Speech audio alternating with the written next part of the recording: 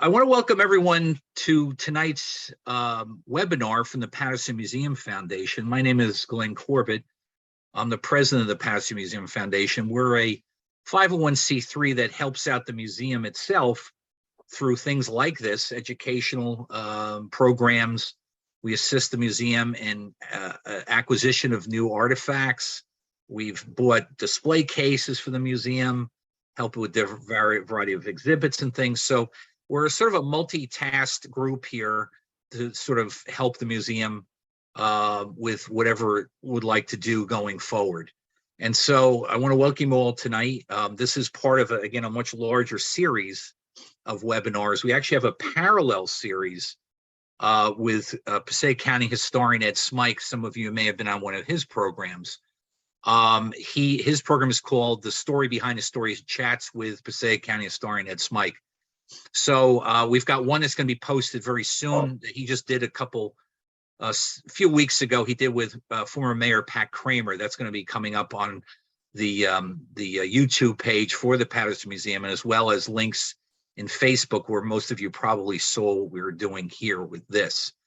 Before we get started, I just want to mention one other thing. We are a 501c3, and in the chat box is a link if any of you feel so inclined that you'd like to make a donation to our group.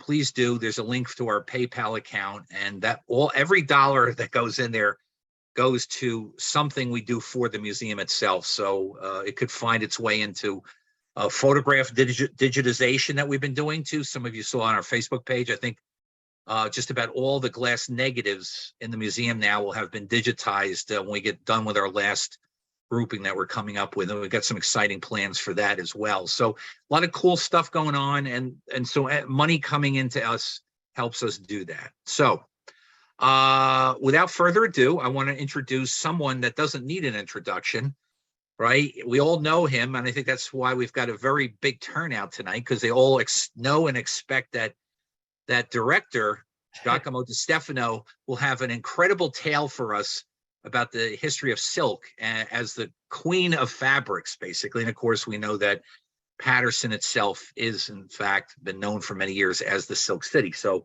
what more appropriate topic to talk about at the holiday season when you can go out and buy some silk, maybe? Okay, and after you get enthused with Jack's presentation tonight. So Jack, take it away. Well, thank you. If you wanted to make a longer introduction, I wasn't going to complain. Yeah, textiles actually are very close to me. My grandmother, I found out later in life, of course, that, she started off actually as a silk winder.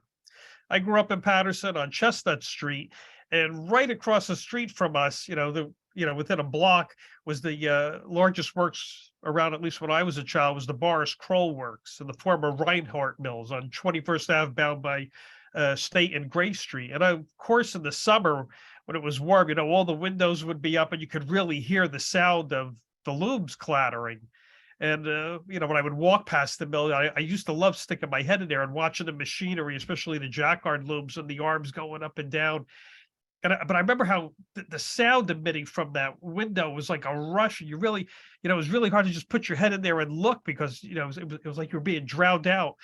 And then, of course, walking the other way, when I would go to school, St. Anthony's, going down 21st Ave towards Summer Street, I would walk past Joseph Teschon and company, which was, a couple of buildings, again, Jacquard and Dobby weaving.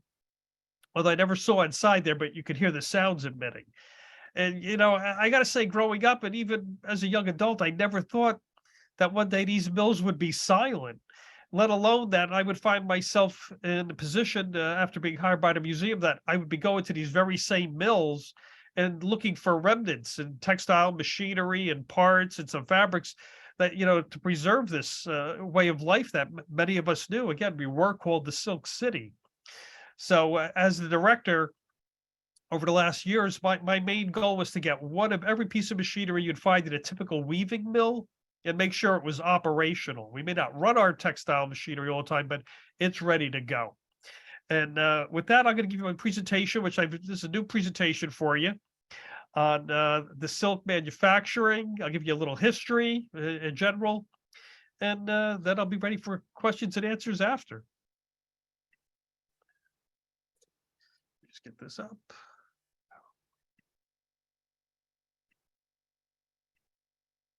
Okay. I particularly find that it takes me the longest probably sometimes to make this cover art for the title. Actually, that comes from Puck magazine, satirical magazine back in 1914, and obviously I altered it a little bit by having a silk cocoon there. I had more questions on what was behind the silkworm. It's actually a gentleman dressed in a top hat and a money bag that the silk strings are attached to. Silk, of course, as you know, begins in China. It may have been actually more recent scholarship is bringing it that about 7,000, 8,000 years ago. Traditionally, it began in the Henan province in central China. But historically, one of the earliest legends or myths really goes back to they have an actual date for it, which would be 2640 BC, when the Empress Lai Zhu, who was the wife of the Yellow Emperor, she was in their gardens, the mulberry trees, and then, there's several different versions of it. But my favorite one is where she's about to have a cup of tea, or she had some boiling water preparing for tea, and drops right down in front of her, almost hits her royal nose, is a silkworm cocoon. As it splashes in there, and then she looks down, she noticed in the boiling water it starts unraveling. And as she grabs her finger and she starts twirling it around, she realizes, that this can be used for something other than just, a cocoon for a silkworm. But actually, one other legend is where she walks around the entire garden she can wrap around from this one cocoon. As a result, she presses her husband, who puts her into the service of, raising, and she becomes the mother of the silk moth, as well as reeling and weaving. And it's one of my favorite stories. This is really where our wonderful silk fabrics begin for the most part. This is the Bombyx moire, and typical silk. And we call it the silkworm, but this is the one time when is a worm not a worm? It's when it's really a caterpillar. The silk moth caterpillar really generates a cocoon that, if you were to unravel that in one continuous monofilament, it ranges anywhere from 300 to 700 yards in a typical unraveling. The Bombyx moire is also really developed specifically for weaving silk.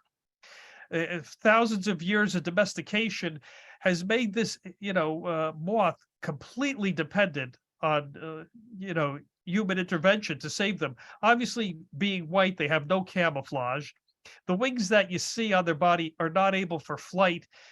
And the way they've been so domesticated, normally caterpillars, roam right away. These seem to just stick around right where they are. They're very happy eating their the leaves from the white mulberry tree, where they spend most of their life. The average lifespan is only about 6 to 8 weeks. And actually, they do most of their feeding is shortly after they're hatched. I have just a little illustration on where it all starts. Of course, it is a circular. We start with the adult silk moth. She'll deposit anywhere from 300 to 400 eggs, normally over a period of a couple of days. Of course, the eggs hatch and they begin into their chrysalis stage, or the larva stage. They actually go through 3 or 4 moltings, and each time they get larger and larger. They start off, really like dots on paper, and then they end up being up to about 3 to 4 inches in length before they start forming their cocoon, and then the process starts all over again. Of course, when to get the silk, the one thing that's really bad is the pupa does not get a chance to eat its way out as it develops into a moth. And this has been some concern over the years now with PETA, who advocates don't wear fur, don't wear wool, don't watch for down use, and silk is also on their map, because to get the raw silk, you have to kill the moth before it comes out. China really did have a monopoly on this sericulture, raising of the silkworms for cultivating for silk and fabric, for about 3,000 years. And it really was no joke. I mean, under pain of death, they would not let these secrets go out. But eventually they did make it out to Korea, and then later Japan. About 300 AD, we find it. This is one of the early artworks. This is a print from the Boston Museum of Fine Arts, and it really covers, the entire process, which we will look at in a little greater detail. But from the upper left, you have a woman gathering mulberry leaves, again from the white mulberry tree is best. On the bottom there, you see them scraping some paper. That's actually the eggs, and then dead center is the actual feeding of the caterpillars as they will emerge, and then the last phase where they're boiling the eggs. That's really the main way to end the cycle before unraveling and then weaving can take place. Just to give you a little bit more in detail, this I found from one of the early catalogs in the 1920s from the Corticelli Silk Company, which was actually based in Florence, Massachusetts. Actually, they go back as early as 1838, so they actually even predate Paterson by almost a year. Originally, they were known as the Nonotuck Silk Company, but around the 1850s, I think more for a marketing ploy, they ended up calling it the Corticelli, because it sounded more Italian, and Italian made some of the finest silk, where they also were raising silkworms, and the process continues. Now, the way you see it here, actually you have these women, they're just taking the hatchlings and the eggs, and they put them onto paper, and before that, as they're going to grow, they're going to, gather them, and then they put them onto the mulberry leaves. This is, it's very intensive and it's very hands-on work. Cheap labor is really successful in really making sericulture popular. But what they do is they monitor them and they constantly feed. From the time they hatch till they reach full adult, they actually consume about 10,000 times their actual weight as they go through their several moltings before they're ready to be picked. And now what they're doing is they're sorting the adults just as they're prior to forming their cocoons, and then from there they're going to put them on branches where they actually will spend the next couple of weeks developing the cocoon. Once the cocoons are fully mature, they're going to start sorting them and plucking them before the silk moth has a chance to make its way out. And as it makes its way out, it would damage the coil as it is. Actually, silk itself really it comes right out of the top of its head. It's really two liquid proteins, fibrobin and sericin. And as soon as they hit the air, that's what they solidify, and that's really what the cocoon is formed from. And they've estimated that they sort of weave it like almost in a figure eight pattern, and the way their heads move back and forth over time as they make about 150,000 revolutions to complete the cocoon. And of course, the cocoon was necessary to save it from, birds and smaller rodents that would have eaten it in the wild. The cocoons that are sorted by size and shape, really you're looking for nice oval shaped ones. If they're too pointy, they normally would discard them because that has a tendency to break when you're unraveling them. And then it would actually go to the reeling stage. And here's where you have women, their hands are in boiling water. You'll notice at the bottom of the troughs, you can see where the pipes are coming in right at the bottom here that supply the water. And it takes they take from 30 to 50 cocoons, and they just grab the ends of them and they start reeling it up, and it twists a little. And that's really what starts making our strands of silk. Very labor intensive, as I mentioned. And then once they have they're wound and put in reels, then what they do is they block them up, tie them up, and they put them in these what are called books. This is how they're packaged. What they're going to do here is they're going to actually braid one continuous coil, which could be up to 10,000 feet in length. Although I do want to show some of the reality. I mean, it's a little bit more of the homespun. Here's China about the 1870s, and you get an idea of how intensive their factories would become. And the same in Japan. And you will notice there are quite a few children in this photo. So I think this is really why sericulture never really made it in the United States. The secret that really gets it to the West, and again, here's another, how much of this is true or not, really goes back to Justinian I. The famous Silk Road that really led from China through Persia, and Europe was getting raw silk mainly out of Persia, but really they were looking to, they wanted to get sericulture to themselves. And he was offered by two monks had offered to go by way of India. So they would actually, steal some of the mulberry plantings, as well as they would get, silkworms. And the way they got the silkworms, it's reported, is that they had, hollowed out canes and walking sticks. And that's how they brought them to Byzantium. And then in Greece, Constantinople, that's where their cereal culture actually begins. But it goes back to, 552 AD. This is really when the West starts getting involved in cereal culture. And how do we get into the United States? You could really trace it right back to James the First of England. He was very much interested in silk, loved wearing it, and so does his wife. And he was really a big promoter of silk industry in England. But the one problem they had is they always had to rely on, either Italy or India for raw silk. And he thought, why aren't we producing our own raw silk? They did try to plant mulberry trees. Actually, they planted the black mulberry in England, and it really wasn't well suited to cereal culture. And so that sort of just fell apart. But then in the Americas, he thought, well, look, we got our colonies. We'll start it up here. This is back in 1622. He starts really pushing for it in Jamestown, Virginia. And some of the British weavers come over with the white mulberry. The white mulberry tree is really not, from our area. It's indigenous to China. The red mulberry, which is more common in the United States, you would find, but they're different growing, and they're very different also for the appetite. Again, the Bombyx mori really prefers the white mulberry, although there are about 7 or 8 different types of silk. You'll also find from Tassar silk, which is, from wild, is called in the wild in Indian wool. But again, the most bulk of silk that we wear comes from the Bombyx mori.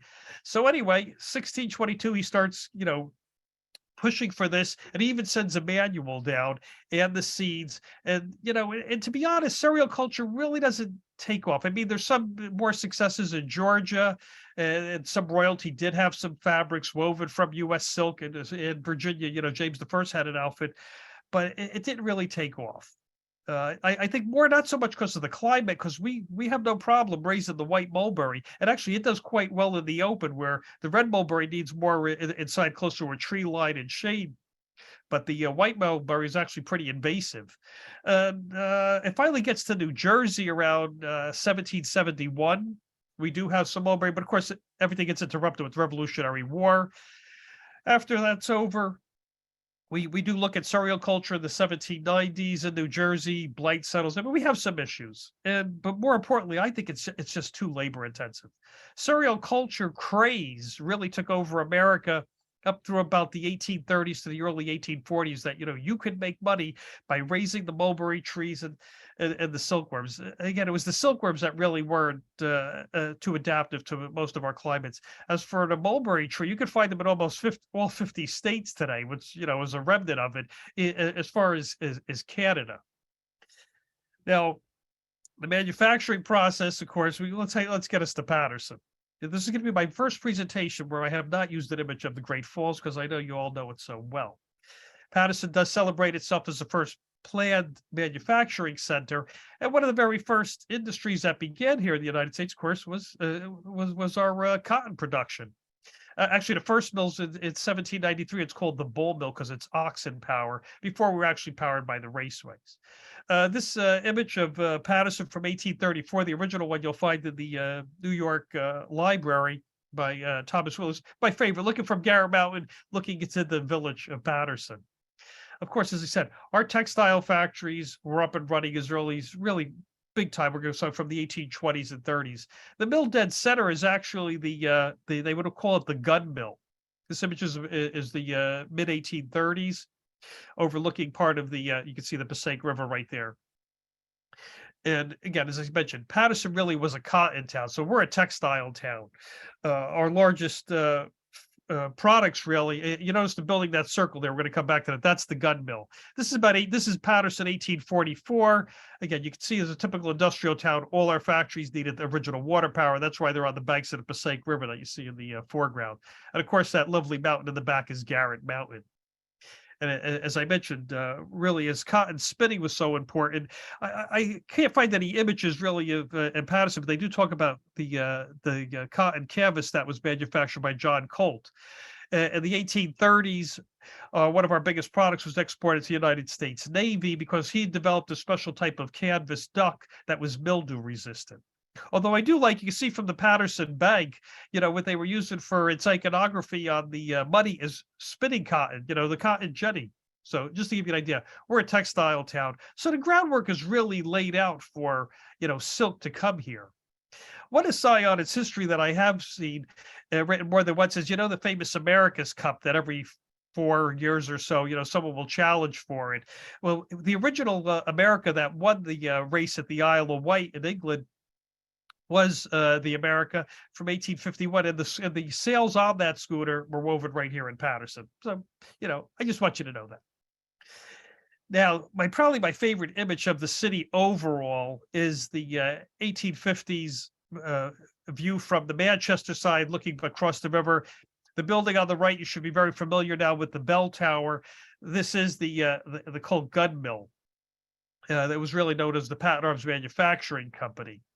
And of course, it was where Sam Colt on the bottom two floors was developing, firearms. And really, with Sam Colt, he's not famous for making just a revolver, but really what he did is brought the factory line, assembly line production towards manufacturing of firearms. On the third and fourth floor of this building, however, it was a tenant mill. It was for H. Lowe and Company, where they had cotton spinning going on. This is also going to be the birthplace for silk. It was John's younger brother, Christopher, who actually brought the very first silk machinery around 1839 on the fourth floor. Their father, Christopher Sr., in Hartford, Connecticut, had owned the Connecticut Silk Works for a number of years. When young Christopher brought some machinery down, he really ran it for about 3 or 4 months or so and then abandoned the works. And then it just sat quietly till a George Murray had come to town. George Murray had made his money actually developing the pigment for whitewashing, and he also loved textiles. And he remembered when he was in Northampton, Massachusetts, visiting a mill by Samuel Whitmarsh, that he had met John Ryle. You can meet John Ryle on the side there. That's a much later John Ryle. John Ryle was 23, 24 when he came to the United States in 1838-39, and he found himself the superintendent of that works.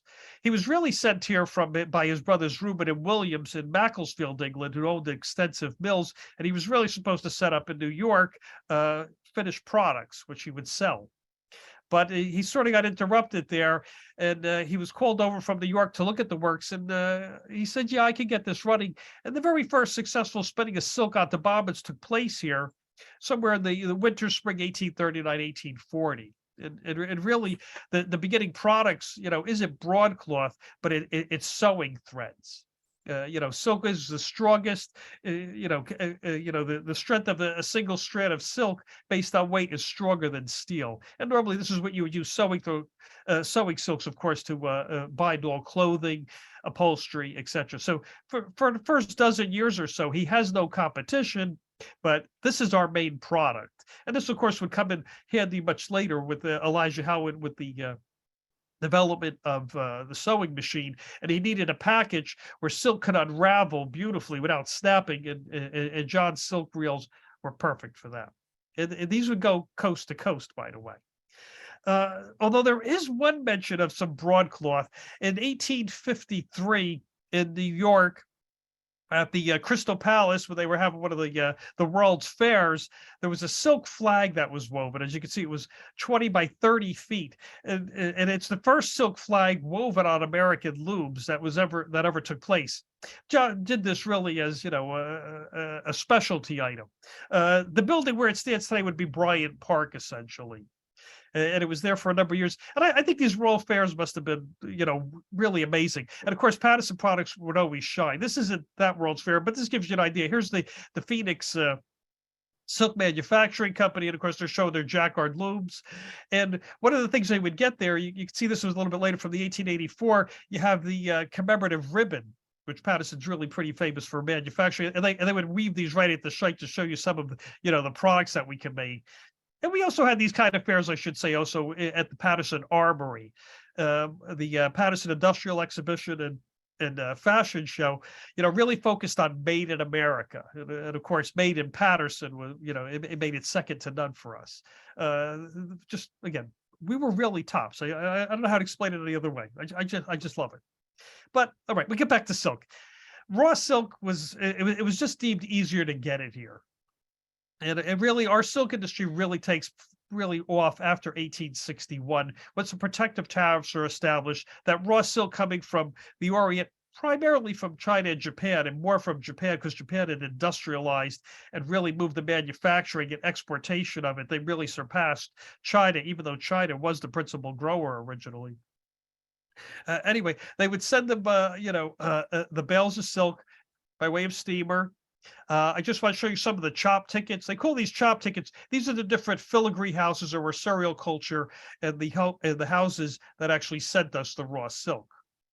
Once the raw silk arrives, you would get your bales, and you can see here what they're doing is they're ripping open the bamboo bales. And you see how they're grouped and they're called books. Those are skeins of silk. The average bale weighed about 133 and a third pounds. And the average woman working in a filigree in Japan or China would do actually about a bale and a half in 1 year. That's how labor intensive it was. This is really what silk is. It's just really one continuous coil. This gives you a better idea of what a braided silk looks like. And on the right, you can see they're really anywhere from 1.5 to 3 feet in circumference, and they can run up to, I'm sorry, about 10,000 yards in a single strand. So this is how raw silk comes to the United States. The first place it's going to end up in the manufacturing process is it's going to go to a throwing mill. Throwing mill really means is where they're going to put the twist in it. You see these guys, gentlemen, lined up here, and they have a beam right here where they're going to bang out and break the gums that hold the yard together and loosen it up and get it ready for the twisting machinery. The Hope Mill that we have on the upper right here is actually right down the street, and part of the building still stands on Mill Street. This is one of my favorite shots also, just to remind you that these are all staged, photographs. Photography was very slow, and you have those 3 or 4 second exposures. So really nothing's operating here. Although you see this little detail in the corner, which I've enlarged, you can see this section of the frame where it's reeling silk. You can see how it's spinning and how it's just motion. And that's how the entire process would look, let alone these gentlemen that are working here would be like ghosts because they'd be moving a little bit. But so everybody, when you see these photos, they're just posing as they would normally work at the machine. And normally silk, it starts off in a skein, it can be transferred into a bobbin, and then go back and forth more than once or twice. It's not that linear necessarily, because sometimes you'll have to double and twist them, and you need them in skein form so you can actually get them to dyers. And they, of course, it is funny how in 1909 they would use the interiors of silk mills, and this particular throwing mill, to illustrate, not only the beauty of Paterson that you would find in like the parks and the public buildings, but they also would show you the manufacturing might that was Paterson. Doubling. Again, you can see at the bottom, there's 2 threads there that are being put onto one bobbin and twisted at the same time. In a throwing mill, now you may be familiar with the terms warp and weft. Warp is the long ways or lengthways threads in a fabric, either before or after it's woven, and weft is the crossway threads or filling. In the throwing mill, they would define the warp as organzine, and weft would be called tram. These are the 2 types of products that they would be producing. Warp is the stronger because it has to, it's dragged across the loom. Normally, that's actually it's twisted yarn, and then it's twisted 2 or normally doubled and twisted together. Where the filling is normally just 1 twisted yarn. And the way on the right hand side, you have a gentleman with a twist counter. I just point that out because I was always told that the perfect number of twists at a typical well-made piece of silk would have 33 twists per inch. So as you were sampling this to make sure you're getting what you were paying for, you would unwind it back in the counter. We have actually one of these on display at the museum. And then you can see they're packaging it. Some of this is dyed, most of it is not, as it's getting ready to go to the dye houses. Now, dyeing was really, I always think, like the worst industry because there was really not much upward mobility. It was always hot, steamy. It was always foul smell in the air. I mean, and they were really tough conditions. And actually, there was only really one master dyer that you see right here, and he would be the one who actually mixes the chemical compounds. And Paterson was also really the perfect location for dyeing because the Passaic River was known as soft water. It was very low in minerals, so it was able to really make the colors amazing, which you're going to see in a minute. as I mentioned, the conditions in a dye house were less than pleasant, especially for most of the people that worked there, which were dyers, helpers. You can see some of the firms, Lonza Silk Works, Abel Gehring. Actually, Abel Gehring, his grandson is a Rotarian and a friend of mine. And it was funny how, some of the family are still right here. He only lives in Paramus, and he's named Abel Gehring himself. This is probably the better shot of the National Silk Dyeing Company in Paterson, and you can really see what dyeing was really all about. You have these gentlemen just watching the rods that are suspending the skeins of silk. Half or so of the material sets in the color mixture, and then they would rotate them. And that's all you do. And it does go through, of course, through several phases, because normally silk comes as an off-white, so it may be washed and then bleached, so it's all white, so the color takes evenly. Excuse me. And then another telltale sign, besides the dyeing vats, you'll always find these ladles around. And that's how, they would test the color sampling for the intensity of the color. And when you have a group shot of this, without the telltale sign of the dyeing ladle, these could have been weavers, they could have been locomotive men, it would be hard to tell. But normally whenever there's a group photo, you will always notice something that tells you that they're, their profession. And on the right-hand side, we're fortunate to have a dyeing vat in the museum's collection. And of course, there's the famous ladle. You can see that this dyeing vats are handmade, copper lined, and this would be filled with the dye mixture.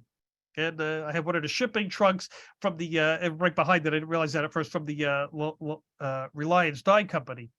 Before cardboard, when you were shipping things back and forth, you normally use, specific trunks, and they were often reused. It wasn't disposable. And along with the skein dyeing, there was also piece dyeing. After you had the fabric already woven, you could also dye it. Again, you notice the conditions. Floors are always wet. And this would be your job. The normal typical work week in Paterson was always 55 hours for years. 10 hours a day, Monday through Friday, and 5 hours on Saturday. But the one thing black and white photography does not, really show, we think they're drab. This is actually the fall of 1911, this page, this silk chart right here. Look at the brilliant colors that we used to dye in Paterson. Here, 110 years ago, these are the colors we were wearing. Children never really appreciate it, because you see all these black and white photos and everything, you just think of shades in gray. And again, we had just amazing colors. Also, Paterson was really known for, it also could dye pure black. I mean, it had no tinge of rust or any blue. And it looked like midnight, again, because of the water of the Passaic River. Of course, unfortunately, as you know, the Passaic River would get pretty polluted, because they would also use it for dumping. A lot of that dye mixture went right out into the river, out into the Atlantic. Of course, they weren't thinking about the settlement that caused in the riverbeds, although Passaic River is much cleaner. I do want to take one stop after it's out of the dyeing factories. It would actually go to a silk factory. And you really just, for our mill architecture, again, Paterson's very small. It's only 8.4 square miles. So our footprints for spreading out are limited. Typical factories are 3 and 4 stories. And of course, they have high ceilings. You notice how narrow they are. I don't need to tell you, you have these giant windows, because that's what really maximizes light coming in. It really didn't have the fluorescent lighting that we take for granted now. So it was really natural light that came in. And they'd have some drop wire lights, but essentially whitewashing, painting everything in, that really made, the place glow. So where are we going to begin the manufacturing process? We got to get those skeins one more time and put them onto bobbins. So this is where we would start with the winding frame. Typical job of a winder. This was semi-skilled work. Again, a 10-hour day, you mostly spend time standing and maybe a little stooping. And as you can see what this operator's doing, is she's taking the skeins and she's putting them on the swifts. That's on the bottom there. And then it'll reel right onto the bobbin just above it. And she has extra skeins waiting to be placed on as one would run out. And really her main job is to make sure everything is spinning and there's no breakage. Fortunately for us, we have that very same machine in the museum. We have a SIP skein winder. They're also hard and soft skein winders, they call them. The hard is when it still has some of the gums left on. Part of the dyeing process also actually makes it washes off the rest of the sericin that actually held that protein together that created the silk from the silkworm. So it becomes a soft silk, which is really what we're going to use for weaving. And that's where its luster and the characteristics that we know and love is silk. And of course, doubly more important, Paterson really did have every branch of the industry with the exception of the cultivation of raw silk. So we not only, could weave it, wind it, dye it, but we also made the silk machinery for it, as you can see here from the SIP Machine Company. The reality of working as a winder, and again, normally girls 16 and older would start in this job, as you stood in between the frame. You notice they really kept things as tight as possible. So really only the operator could walk back and forth in here. And your job would be really to manage 60 to 80 of these swifts. As long as they were spinning, everything's fine. You just got to keep a watchful eye. As soon as a line would snap, of course, it would stop spinning, and you'd have to quick make a repair. As soon as a bobbin was filled, you'd have to replace it with another one. Really, they weren't expected to produce a certain number. They were just expected to make sure the frame kept spinning. You can see how you have rows and rows. Some companies just did winding and warping. Some plants did it all. It really depended on, the manufacturer, and if you were going to just specialize in winding alone. Originally, really everything was encompassed under one roof. Another type of winding is called quilling. You see the operator behind the machine here and going from bobbins to these quills. This is the finished product right here, and they're set on these frames. The quill actually resides right in the middle of the shuttle, and that brings the filling thread or the weft. Whenever you talk to a weaver in Paterson, they would always refer to warp as warp, but they never really talk about weft. They just called it the filling thread. So you get an idea of the, managing this machine. Again, one operator normally managed one side, and two sides, just like the other. You're facing one side here. Again, this piece of machinery here, Benjamin Eastwood and Company. Fortunately, we do have some of our, in the museum's collection, Paterson-made machinery, but I don't have a winder. Hopefully one day we'll get one. As you can see, after they're done, they're put on these frames, and then they're brought to the weaver, and they just sit right on the top of the loom. Originally, you had hand-changing looms, so when it was about to run out in the shuttle, the weaver would have to stop and hand place that. This shows an improvement, which was done by the Draper Company, and you can see there's a battery right here. And what this is for an automatic power loom, power that you don't manually run it, but the machine is operated from a belt system from either an overhead engine or an engine directly attached to it. But automatic in that, before the filling runs out of the shuttle, it'll automatically slam another one on and keep the machine going without a stop. And then it gets deposited in this metal box right here. And when I would run our loom, other than hearing it hit the box, you wouldn't even know it changes because there's really no break in motion. A typical loom can actually run a shuttle back and forth about 120 picks a minute. This is the type of winder that we have here from the 1940s, 50s by the Whiting Company. And again, our operational, excuse me. Okay, warping. This is the beginning of real skilled work. Warping, I really define as going from thousands of individual bobbins and putting on one giant bobbin in the back of the loom, or really, which is the beam. Again, machinery made in Paterson. This is by the Benjamin Eastwood Company. And you can see the frame right here. It actually says Benjamin Eastwood right there. Warping, again, highest skilled work that I can find, because you really have to keep a watchful eye on the threads, especially for breakage. Men and women were warpers. Again, 65% of the warpers originally were mostly men, but that would shift in time. Mill owners were okay with that too, because obviously they did pay women a little less than they paid men. But again, highly skilled work. Give you an idea how this works. One person would sit on the end of the creel, you can see on the left-hand side, and she's placing the bobbins. These bobbins that are threaded straight up. There's a glass reed here. A reed is sort of like a comb-like device, except these are glass. And then you can see how they're funneled right across into a steel reed. This reed right here, you can just notice these two lines of metal here. That's actually, they're lead. If you see a reed, again, it looks like a comb, except this one has the space in between are called dents.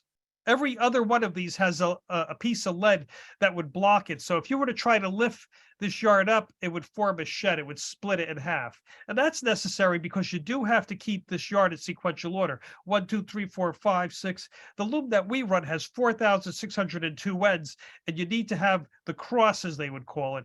So you can pick out each individual end, because you can see they're taking anywhere from 400 to 600 bobbins off this frame, and they're condensing it to about 3 inches. But they actually already put the cross in before they start reeling it across. And then it's loaded onto a warping mill. They do a section at a time. Once that section's completed, the way they know the length of it, there's actually a bell on the other side, so you can set it for 1,000 or 1,500 yards. This is an 8-yard warper. So every time it makes a pass, 8 yards of material or warp ends are pulled across. When you would reach the desired length, the bell would ring. They would stop the machine, tie it off. They would then set up the creel again if they needed more bobbins, and then they would begin again. At the end here is what you're really looking at, and you can see all the tied sections. From there, we go to beaming.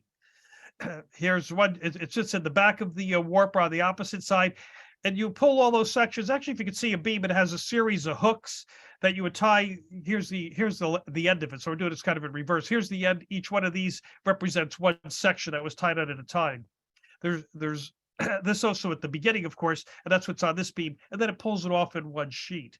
However, had any of those ends broken during the machine's operation while they were doing the actual warping, you really couldn't stop and tie an end to fix it. The warping end was stronger. As I mentioned, it's always doubled normally what the filling thread is. However, if it snapped, if you were to stop the machine, it didn't really stop on a dime, so it could make a revolution or two. So all you would do was note it, and then you would have these, you would place a bobbin up top here, and you would tie that directly to the beam for the missing one, and you would just forget about beaming the piece that it broke off. So they have the same amount of tension as well as the correct length. And again, we do have our own warper. This warper is actually a combination of 2 companies that closed out. Myself and 2 other individuals, Sam Balistreri, who really taught me a lot about silk. Actually, his son used to be our curator here, Bruce, and Chris Gruby. The 3 of us actually put this machine together after 2 mills had closed down across the street from the museum. Textiles, which when you pass by today, you see the old offices say the Paterson Silk Machinery Exchange. And directly on the diagonal, which is now College of Chief, used to be the Messer Works. From the Messer Works, we actually got the metal framing, but their warping mill wasn't as good a shape, so we got that from across the street, and we had enough parts to put this together and actually have a working warper. This vintage is actually a mixture of 1920 and 1940s, but perfect running warper. A little bit more skilled work. Now that you got your warp all the way through, we got to get it through the harnesses that are going to actually do the lifting and lowering of the warp ends to help create the pattern, that do the separation of the long waist threads. And this is highly skilled, again, handwork for one end. The other guy's got the easier job of just sorting through. This is a 2-person job.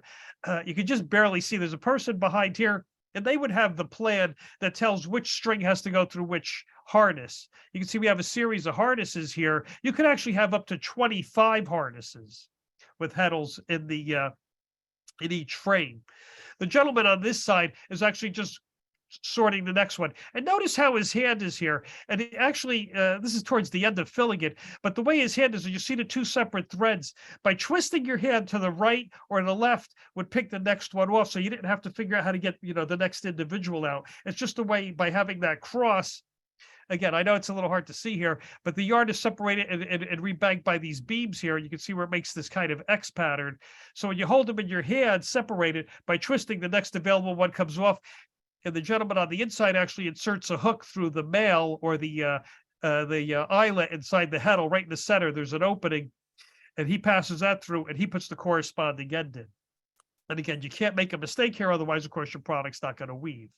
Another shot of it. This time, with actually you have the warp up above and suspended. This illustration here actually comes back from Grace Hutchinson's book, Labor and Silk, which was produced in 1928.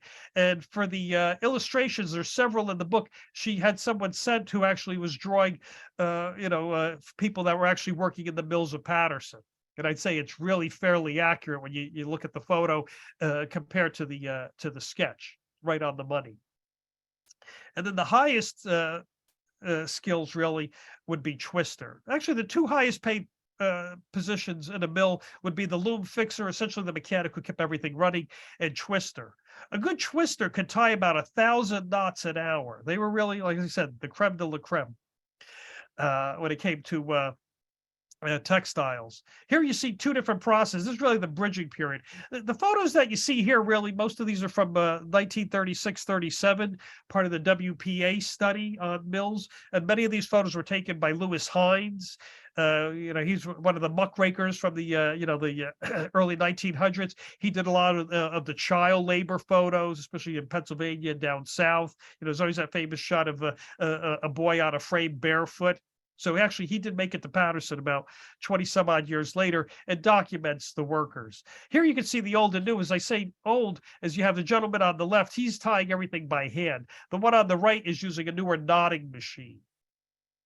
And again, most of what I learned came from this gentleman here. This is Sam Ballister. Again, his name was Ignazio Balistreri. But to get a job at Textiles, it was a lot easier to go by Sam Ballister. Not that he was trying to hide his Italian heritage.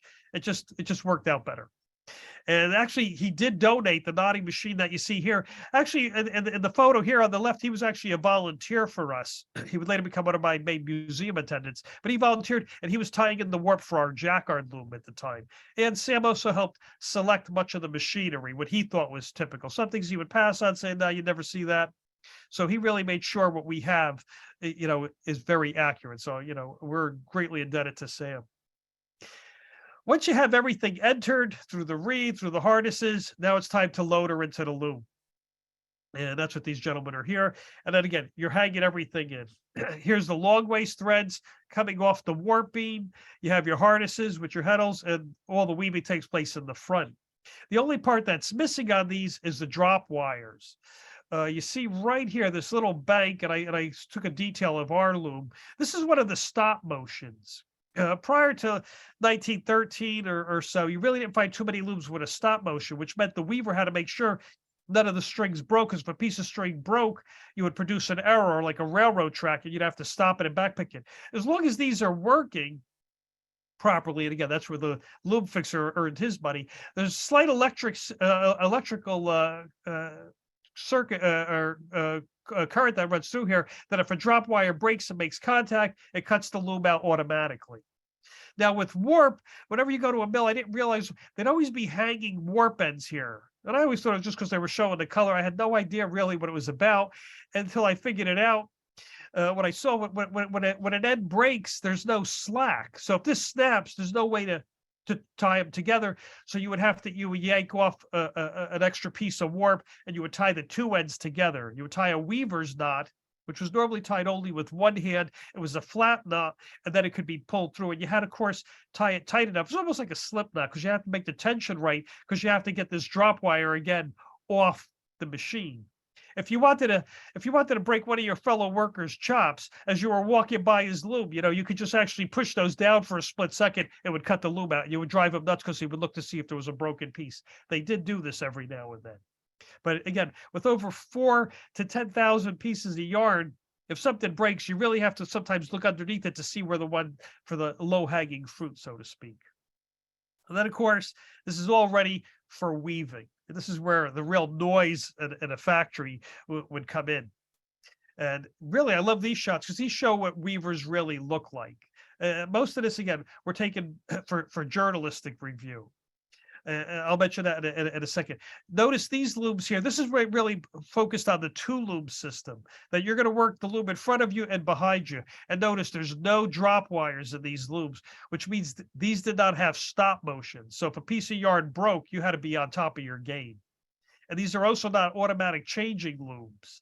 So you also have to stop and put the quill back in just before it ran out. So, it was highly skilled work. You really were a weaver at this point. Once the stop motions came into play, more or less you were just tending the machine as opposed to, really operating it. Here's my favorite shots. Normally on the right are the shots you normally see.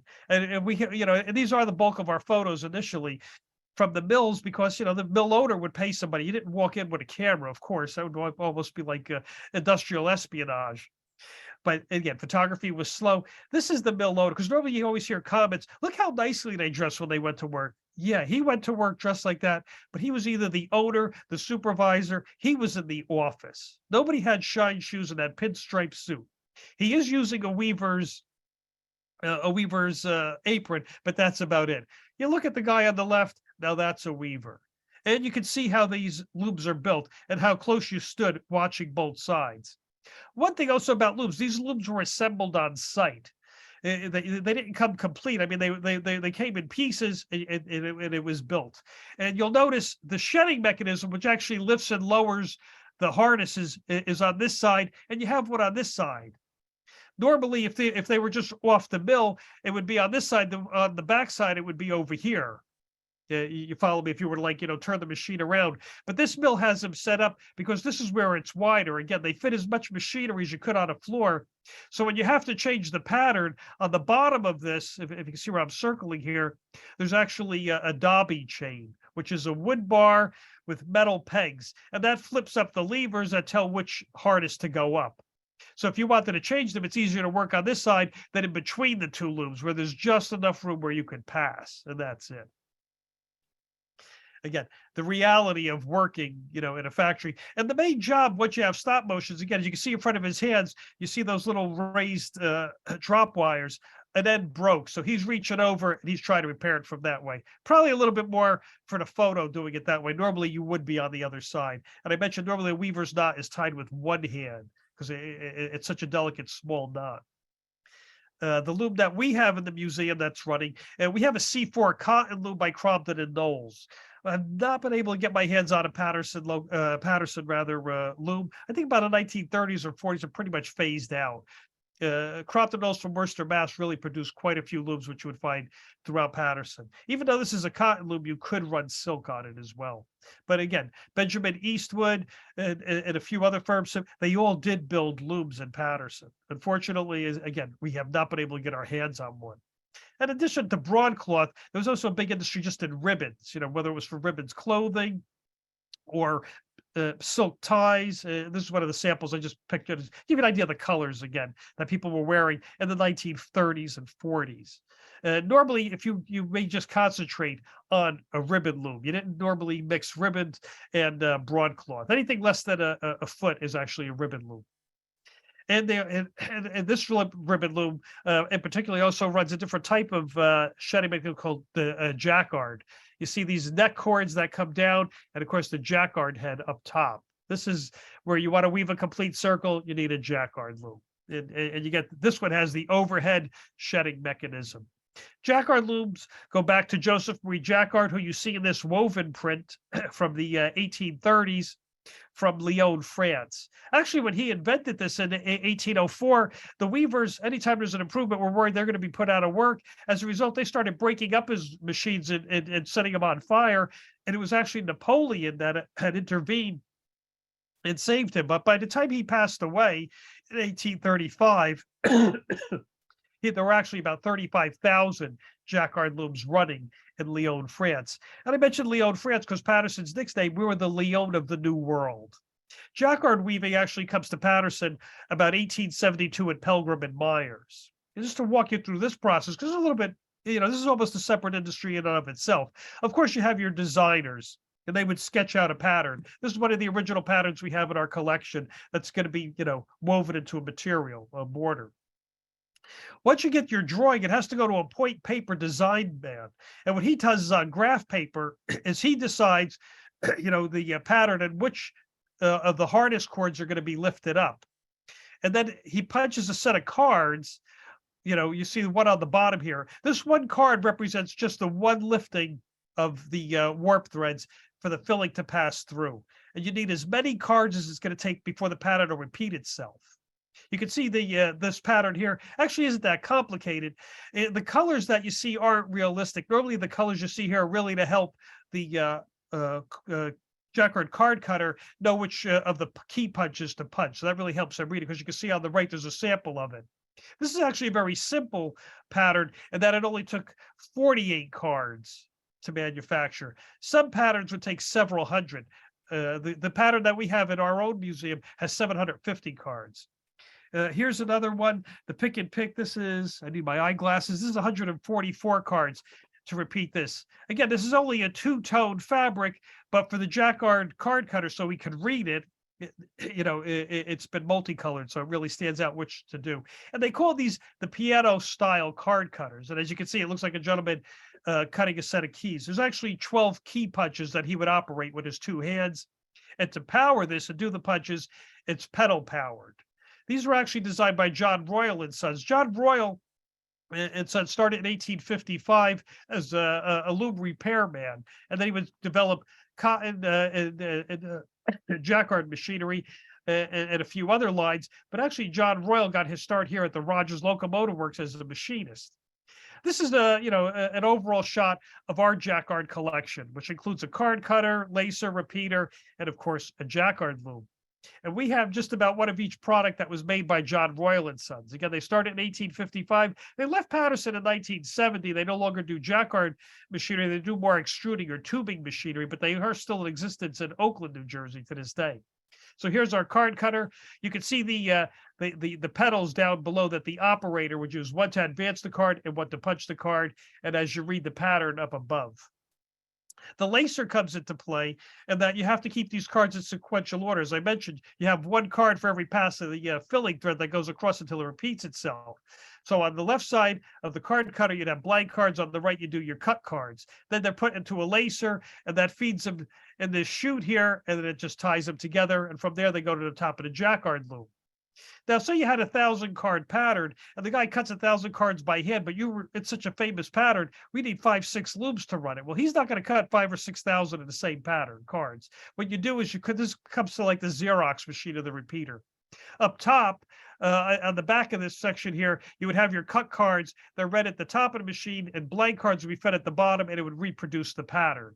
So you could, have more than one loom running it, but your operator would be cutting another set of pattern instead of duplicating what he's already done. All these machines are belt driven. While we don't run them, it's no reason they couldn't run. Outside the fabrics, really what Paterson was known for, of course, was they call them Stevens graphs or the commemorative silk ribbons. They range anywhere, sometimes, $60 to a couple of $100. The ones with more presidential figures on them bring a little bit more money, especially if it's for campaign or so. These were woven at the exhibition in 1904 in St. Louis by, the Phoenix Silk Company. But, we have hundreds of these, and some of them actually made from woven pictures. But some of my favorite. And of course, the centennial one of Paterson is really amazing, which was, several thousand cards it took to manufacture this piece. Again, this piece is only about 9 inches long. You have Paterson, New Jersey. You have our, the brainchild that Paterson was because of Alexander Hamilton, and the Falls, which really kind of sums it all up. I guess in a way I did get the Falls shot in there, even though I said I wasn't going to. And then I like every year you had the woven labels for Christmas, which around this time, they did 2 at 6 months clip. So this is from our collection again, 1936, woven in silk. The final phase is picking.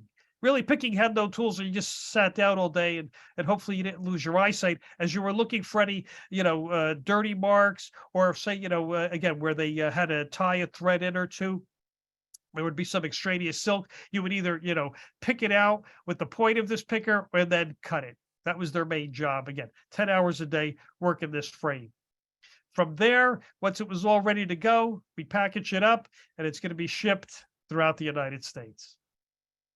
Now, of course, a lot of wealth was brought in. And when we're looking for remnants of the Silk City, at least for the entrepreneurial class, you don't have to look any further than look up the hill at Garrett Mountain, where you had the private residence of Catalina Lambert. We all know it is Lambert's Castle, which he erected in 1893. However, the first castle he erected was his factory that you see here from Trumbull's History of Paterson from 1882. In 1879, when he relocated Dexter Lambert and Company, originally they were from Boston, but he wanted to be closer to the silk market, so he had relocated here. His factories no longer stand on 21st Ave and Straight Street, but his home does. It belongs to the county. It's also the Historical Society. In 1907, we had, books about Paterson. And I just have to say, they would say, the streets are lined with gold. Well, if you were to get your hands on one of these paperback versions and flip through it, this is typical homes of Paterson, typical residents. Well, these residents are either the Vice President of the United States, I.A. Hall, where you see the columns out front. He built harnesses and reeds. So you have, textile manufacturers, John Wesley Griggs, the governor of the state of New Jersey, who would later become the attorney general in the Hobart McKinley administration in 1896, 97. It's just funny that these are typical homes of Paterson. However, for the weavers, yeah, they may not have been their typical homes. Again, we know these are weavers because mainly because you got the two gentlemen here. He's holding a white skate and he has a black skate. Otherwise, I would have had no idea that this guy has a wrench. Nobody would indicate what they actually do for a living. So at least we know they have to do with weaving or dyeing. This is more typical of homes of some of the weavers in the late 30s. Again, this is the Depression era, but they didn't live the way the typical homes of Paterson. These images never made the shots of Paterson. And of course, Paterson was always a hotbed of labor. We could talk about this in a separate talk. The earliest strikes, again, wherever you have labor, there's always some strife. 1828 is one of the very first strikes. The most celebrated strike would be the 1913 silk strike, which really shut down the mills for about 6 months. Essentially a failed strike. They were striking for better work conditions. Originally, it did start with the 2 to the 4 loom system. But, other things happened that actually would change the silk industry as well, especially World War I, change in fashion started, then the artificial silk. So it really, Paterson was really starting to scramble, as well as a lot of factories like Kathleen Lambert out in Hawley, PA, had built a factory. One thing we had in Paterson is you could bid up labor. I'm not happy working at your mill for $1. He'll hire me at $1.05. Moved out to Hawley, PA. We'll pay you 75 cents an hour. That's it. It's the only mill in the town. Work here or don't. That was one option for some mill owners. Other manufacturers just started chopping up their mills, or they even built them. Here's in 1912, they were still, speculating. Van Vanderen, the machine, they were building a factory so you could lease it. And it's actually, you'd pass most of the factories in Paterson. You wouldn't know because you'd still hear the sound of the looms and all. And the only way you would know that there's more than one company really trying to, make a living here is if you walked into the first floor, you look at all the mailboxes that are hanging on the wall. That's how you would know that this had some cockroach shops, smaller manufacturing, and it was really chopped up. Once you got inside, they were pretty typical, very similar. All they would do is erect these chicken wire coops almost, and, with some wood planks, and they would, separate their sections. If you carefully look at this, overview here, there's actually 3 firms here. You have one wall here and another one in the back, and they're just kind of shoved in there. I also think of this, a lot of people come by and says, my grandfather used to own a mill in Paterson, and it would be some obscure name, and sometimes it didn't even make the city directory. Not that they were embellishing. Yeah, he owns a silk concern, and there it is. It may have been like a dozen looms, and that was it. Or they were just doing some, winding and warping. So, not everything was, 4 stories. This is my mill. One of my last shots, of course, what happened to the factories, eventually things do go to the scrap guy. And this shot, I used to, always have mixed emotions. And then I realized, it really shows the third phase of the machine. I was looking at it, I realized, somebody once made their living building this machine. Another person made a living, operating it. And finally, the last person made the living, dismantling it and hopefully recycling it, and that it would end up in another machine of some sort. But this photo is actually, you'll find it in a couple of books. We loaned it out more than once, and it's in publications, which we think is really great. Except one person had it labeled as loom fixer. I don't know anybody fixing anything with the sledgehammer, and it does not look like loom fixer. Other remnants that you can find of the textile industry, of course, from postcards, which you can still buy on eBay. Although you can also just keep your eyes open. This is the same vantage point from the overlook where the old soldiers monument, where we're going to be developing a new state park or so, where the old vistas are. This is looking over the same complex. And well, thank you. That's part of my knowledge. Actually, you come to the museum, and I can really show you this hands-on as well. Well, Jack, thank you so much for an incredible presentation. As I said earlier, everyone tonight can start weaving their own and wefting their own silk in their home after this incredible, just a really wonderful presentation, Jack. For folks that have questions, if you like to, please put them in the Q&A box down below. we will encourage anyone who might have a question for Jack about his presentation tonight or about the museum displays dealing with silk. Again, you heard Jack tonight give a presentation that only an expert would know all these different details about the whole silk process. And unfortunately, as you can imagine, there's not a lot of people anymore that can speak with such authority on the way, silk was developed here, used here, made here, all those kind of things. So, Glenn, where I used to get a lot of conversations in the 80s with a lot of textile workers, but without knowing the terminology, I was lost on a lot of it. And it was really the Callaway Textile Dictionary. Somebody donated from 1941 from the Callaway Mills in South Carolina. That made the terminology come through, like the motions of weaving. There's 3 motions: shedding, picking, and beating up. Although this is dictionary I actually had to read, because you would read picking and it would be the second motion of weaving. It didn't tell you what the first one was or how many. So it's sort of, but it helped me learn the terminology. I gotta say, the one question most people ask is, how fast the loom and how much did the loom produce? The average loom that we have in Paterson did about 120 picks a minute. That means the shuttle went back and forth, 2 times a second. On an average day, a loom would run about 20 yards. Today's looms, which have eliminated the shuttle, can run anywhere from 600 to 800 picks a minute. wow. Because they just blow the yarn through. Wow. And they're a lot louder. I imagine so. And that kind of relates to our first question from Elaine, who asks, what year did the industry stop? I just in my own sort of element of things, the dye industry was kind of the last to be in Paterson, right? I remember driving home one day working for the police department many years ago in the 80s, and driving along during a rainstorm and seeing all the colored water coming out of Route 20's manholes, basically. So that lasted probably into what, the 80s, 90s, Jack? The early 90s. One of the last mills that I actually photographed and got parts of was from Joseph Teschon and Company that I mentioned used to walk by on 21st Ave. That mill closed in 96. The main reason it stuck around so long, you mentioned dye, that had a small dye house attached to it. Actually, the guy who bought it was Bob Lasik. He used to own Caserta Mills in Long Island City, and he wanted a dye house. With EPA regulations, you're not opening a dye house anywhere on the East Coast. But if one already exists, it's grandfathered in. So that's how he bought Joseph Teschon. Well, it was, an irony. When I look up Joseph Teschon's history, he moved 3 or 4 times before he got the works. He was on Madison Ave, and he had started really at his own home, or right next to his own home. But Joseph Teschon was from Caserta, Italy. So yeah, pretty cool there. But yeah, if it was grandfathered in, they kept them. Exactly. Our next question comes from Lewis, and he asks about the workers in the building. He knows that there was very few African Americans in there. Can you talk about the ethnicity and migration issues with the various waves? And I guess you would frame it in terms of the types of industry within the silk industry they worked in, right?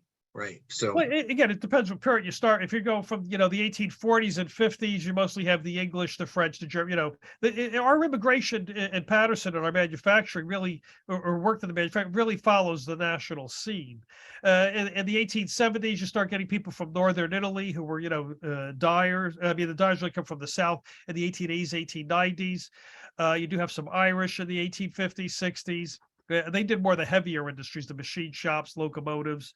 The African-American community kind of missed, textiles. As the population's growing in the 40s and 50s in Paterson, textiles are really winding down. And it wasn't that labor intensive.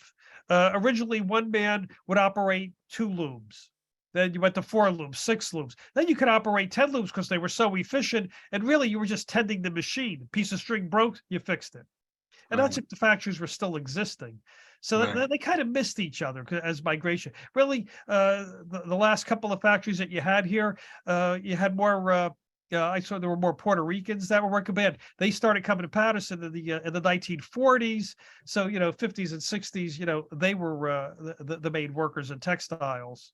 And then you had the Syrians from South Paterson too, right? Yeah, that's earlier, yeah. Yeah. So they came with the knowledge of weaving from their own country. Yes. Right. next question is from Dennis, one of our regular attendees, and he really appreciated your presentation tonight, Jack. And he was, with all this complicated machinery, he's thinking about how many workplace accidents actually happen while these people, I'm sure, losing fingers and other body parts and things. So, yeah, actually, the only worker related reports that the manufacturer would or the bosses would talk about is only when somebody would lose a finger. It was typical to have a short finger, especially in a weavers, because especially when you had hand changing looms, you had to stop the loom. When you see a shuttle, it has two metal ends at it that really take the bulk of being pushed back and forth. And normally you'd stick your hand in there, pull it out, put the change in, and then put it back on, and you'd flip the lever. Sometimes you didn't get your hand out fast enough. Of course, spacing, they try to squeeze. There you go. You got one of the fancy ones. It's an IA Hall, by the way. So their mills still stand off of right down the street from Governor Street on Strait, the two giant mills. If you noticed, I should have pointed out with the women's hair, especially in the doubling, most women had long hair. They would wear it in braids, and then they would wrap the braids around their head to keep that up. You always wore a tight apron. Men often had almost like a sweatshirt material to keep it from getting caught on machines. Especially women's hair and dresses would get caught on the belts, especially when you have more overhead belts coming around. Right. But the number one injury normally would be losing a finger. A lot of people got hit by shuttles because it's really not attached. It goes across the lay. If it took a wrong hit, it could be sent out and it would kind of twirl around. And if it whacked you in the back of the head, it wouldn't kill you, but it would hurt because they were originally made of dogwood, which is a hardwood, and then later laminates, and it came at you at a considerable speed. Sure. Right. We've got a comment and a question from Sharon, one of our board members. When she was a mere child of 5 or 6, she remembers a Jacquard location, Lower Pearl Street, where she lived. She could see remnants of the cards actually, I guess, laying around outside. She thought it was cardboard. But now she knows what they were out there and everything. So Pearl Street, specifically. So exactly. For our industries to grow, that it was the technology, because not everything could be built along the river. By 1859 we have steam plants. So there's really not one real concentration for the silk industry. It really is spread around Paterson. Exactly. And then Joe, we've got a comment from Joe. He had no idea how complex this was, and we thank Jack for literally spooling or reeling the silk story here for us tonight. It is very complicated. He thought it was a great presentation. He's looking forward to actually visiting the museum next week during Christmas break. He looks forward to meeting you. So That's from Joe. So I don't see any more comments or questions.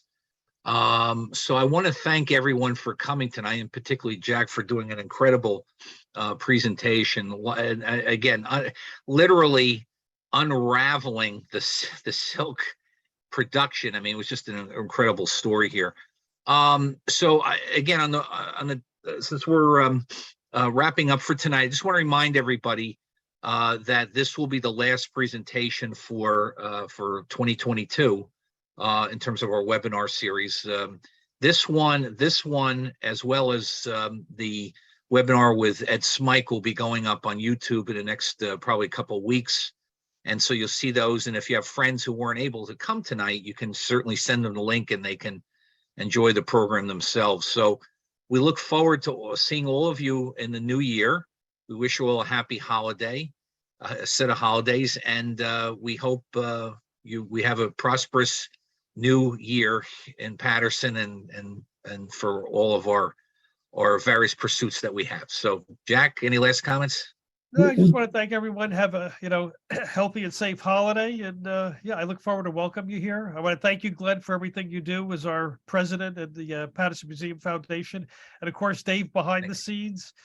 Yes. You made my pictures come up working right. I just wish I didn't have a stuffed nose. Hey, Jack, there is one more question out there. Yes. Lewis is asking if you can talk about the owners and where they lived, and then says he's thinking the east side section of Paterson. That's the east side section, as we know it today, was really built like the late 20s, 30s, more along Broadway by where the library is. You know, the fourth ward, that's where a lot of the mill owners lived. Because, you know, by East Side Park, it was really more park-like land. So everybody lived around Hamilton Street, Broadway, up through about where the Masonic Temple is. You know, you had a lot of large homes there. So, you know, that was when we talk about the East Side section in the 1880s or 90s, that's the section they're really concentrating on. Yeah, it's not what we think East Side. We kind of think east of 33rd Street and sort of that area, but this was the East Side, was particularly, as you say, around Broadway. So many of the manufacturers had their homes. As a matter of fact, some of the pictures you had earlier were some of those homes in that area. So it's another tour that people can take, right? They can visit some of these parts of Paterson to see some of these homes that are still there, where a lot of these silk magnates actually live. So again, Jack, thank you so much. Dave, thank you. Dave is behind that locomotive right there in the logo. So that's where he does all his magic behind the scenes. So thank you all for coming tonight, and we'll see you next year.